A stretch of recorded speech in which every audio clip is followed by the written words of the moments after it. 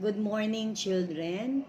So, for today, we have our PT3, PT4 for Performance science. Task So, 4, mangangailangan tayo Constellation. ng pencil, ng pushpin, pwedeng pencil, pwedeng pushpin, and then 1/16 size of illustration board. Okay? So, anong gagawin natin? For example, so ito yung mga materials na gagamitin natin. And then, makakagawa tayo ng ganito. Ito yung sample na ginawa ng estudyante ko last school year.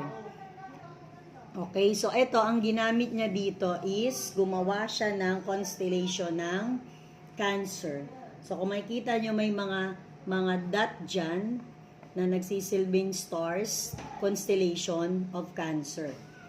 So, ngayon, gagawa tayo ng constellation ng Cancer using this illustration board. Sa black part kayo gagawa. So, ngayon, ang napili ko, for example, gagawa ko ng constellation ng Cassiopeia. So, ang gagawin mo una is mag-drawing ka ng constellation ng Cassiopeia. So, ganito yung Cassiopeia na constellation. It consists of ilang stars?